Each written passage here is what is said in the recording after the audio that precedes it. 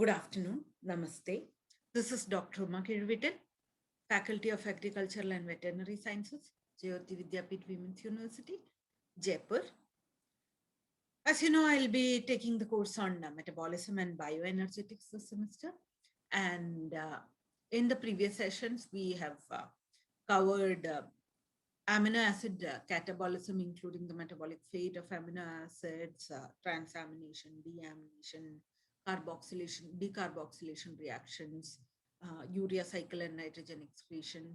And then in the previous session, we have started with the biosynthesis of amino acid session. So in the last session, we have covered the biosynthesis of non-essential amino acids, in which we have covered how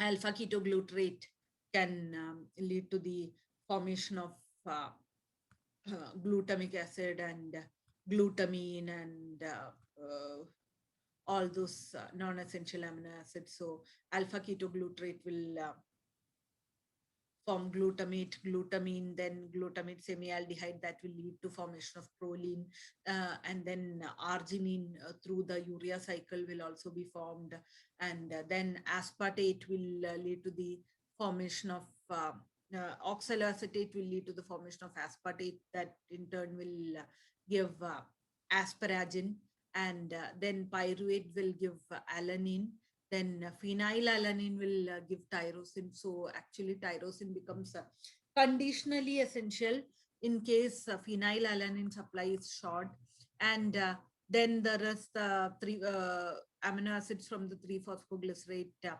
serine will be formed from 3-phosphoglycerate, and then it will combine with methionine as a sulfur source to form cysteine, and serine can also give rise to glycine. So these are all the formation of non-essential amino acids. So we have covered glycine, methionine, serine, cysteine, alanine, tyrosine, aspartate, asparagine, sorry, glutamate, glutamine, proline, and arginine. So now we will be looking into the biosynthesis of essential amino acids. So the essential amino acids can be formed from pyruvate, this valine, isoleucine, and leucine will be formed. And from erythrose 4-phosphate combinations, phenylalanine and tryptophan will be formed. And then threonine is formed from aspartate. So these are all the, and histidine is formed from ribose 5-phosphate. So these are all the pathways of the essential amino acids that we will be looking into. So the first thing to note is that these amino acids are called essential amino acids because human body cannot synthesize them. So that means that these pathways that we will be learning are the pathways of biosynthesis in plants and bacteria. Then why study that? Because if we know the pathway only, they can be in any way metabolically regulated, or rather engineered in such a way that we can enhance the production of these amino acids in plants and bacteria. If they have to be produced by fermentation, then we need to know what metabolic pathway is there and how regulation or addition of these extra amino acids or extra nutrients, how the specific production of these amino acids can be induced in each and every one of these organisms. Because most of the organisms, biology, nature has got this tendency to only produce what the body requires. So if the bacteria requires only a specific amount of a certain metabolite, an amino acid, then it's going to produce only that much. So we have to know these pathways in order to be able to manipulate it in such a way that we will be able to obtain higher quantities of this nutrients for us, so that they can be added as food supplements. Then also That is for microbial sources. Then plant sources also. Like we need to know which crops have these amino acids in excess quantities, and if not, why, whether they can be engineered to have like we have all these vitamin rich rice and all, no, with the golden rice that has got excess carotene in it. So that way, if we can make nutraceuticals out of normal crops in such a way that that will add to our recommended dietary allowance of these amino acids or proteins, then that could lead to addressing a lot of health issues. So that is why we will be looking into the synthesis pathways of these various essential amino acids. So let us start with the one of the easier pathways, the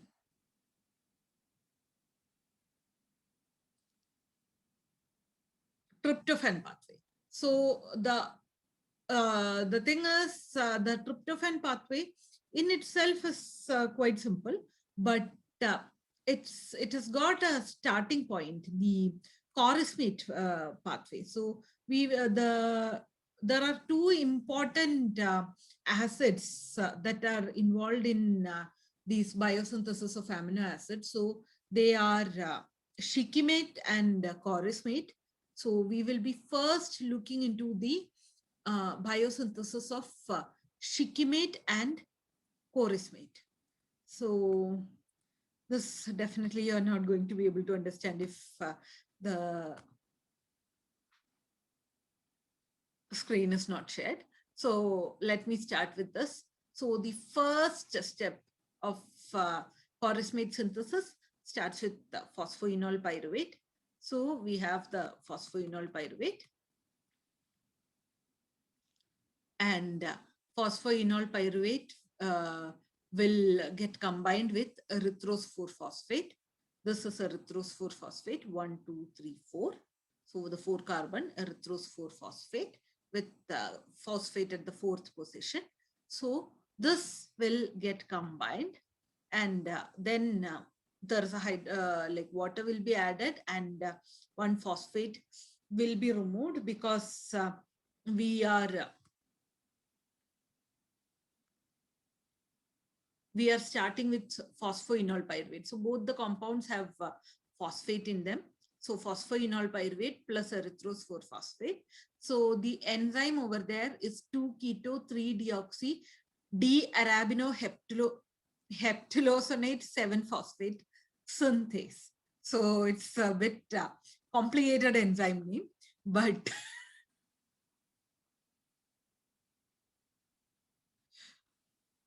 yeah. So phosphoenol pyruvate plus erythrose 4-phosphate will give this compound, the 2-keto-3-deoxy D-arabinoheptylosonate 7-phosphate. And that is the first step of chorismate production. And then from there, in the second step, another inorganic phosphate will be removed, and that is done by dehydroquinate synthase. So the dehydroquinate synthase will actually lead to the formation of 3-dehydroquinate. So now here we have the ring structure, the quinone structure. So that is essential because tryptophan is an aromatic amino acid. So these chorismate and shikimate are all aromatic compounds from which these aromatic amino acids can be formed. This is also the precursor for phenylalanine and tyrosine synthesis, though hydroxylation of phenylalanine can also lead to tyrosine synthesis. That is also another pathway. So now we have the dehydroquinate, and then release of water from it. So water will be released from it by dehydroquinate dehydratase. So dehydration of the 3-dehydroquinate. So that is done by 3-dehydroquinate dehydratase. And once the dehydratase removes the water, then what we are getting is that 3-dehydroshikimate. Now, that is the third step. Now we have the 3-dehydroshikimate, and then there will be a dehydrogenase reaction happening. So we have an NADPH giving NADP plus, and so then the dehydroshikimate becomes shikimate. So please note the structure of shikimate as well, because these structures are important in the reactions that are happening. So now shikimate will be a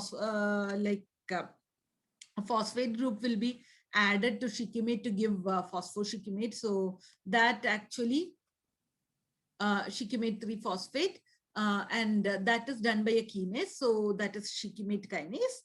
And then once shikimate 3-phosphate is there, then phosphoenol pyruvate will be used to phosphoenol pyruvate will be releasing its phosphate and getting combined to this, and that is done by 5-enol pyruvyl shikimate 3-phosphate synthase. So like the thing about these reactions is that you remove the synthase part, or in the first reaction, if you are again removing the phosphate synthase, the synthase part, then that is the compound that has been formed. So you have the 5-enol pyruvyl shikimate 3-phosphate that has been formed. And from there, when because now there is a 3-phosphate over here. So this is 1, 2, and 3. So there is a 3-phosphate over here. And once, no, I mean, this is 6. So this is 1, 2, this is 1, 2, 3. And so there is a phosphate at the 3. And so this phosphate needs to be removed. And this is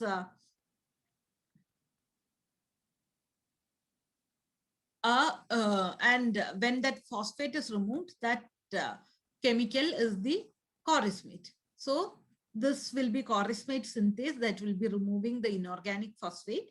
And once the inorganic phosphate is synthesized, then it becomes chorismate. So that all carbons are derived from either erythros 4-phosphate that is shown in blue, and otherwise from phosphoenol pyruvate that is shown in pink.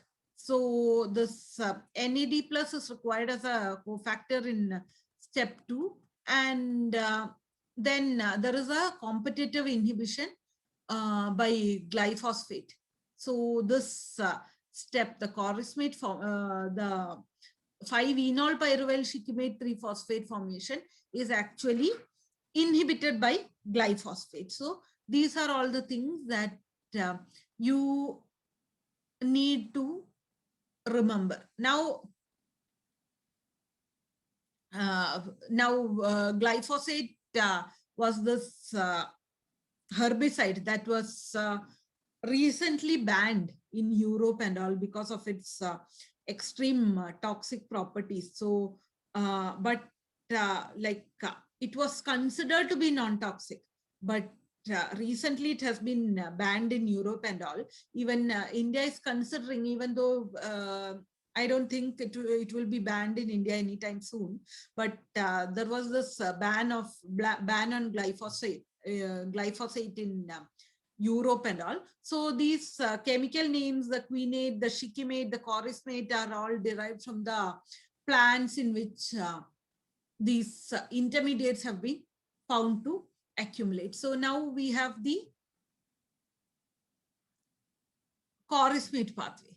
Now let us get to the tryptophan biosynthesis. So this is the tryptophan biosynthesis from chorus mate. So now that we have the chorus mate, then chorus mate will get converted to anthranilate, and in that process one pyruvate will also be removed, and that is done by anthranilate synthase.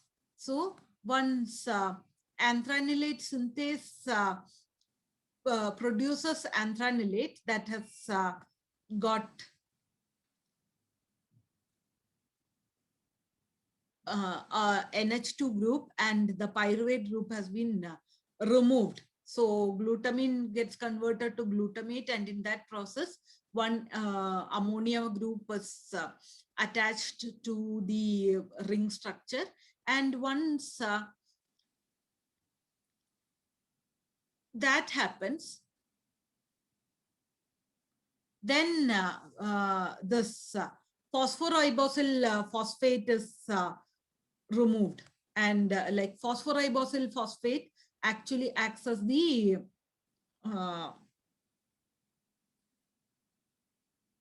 phosphate donor over here, and then that phosphoribosyl group gets attached to the NH2. So like if you can see this ring structure has been reversed over here in such a way that now the NH is coming over here, and then to the N, this phosphoribosyl group has been attached, and so this is phosphoribosyl pyrophosphate, and from that the pyrophosphate, the inorganic pyrophosphate has been released, and the phosphoribosyl group gets attached.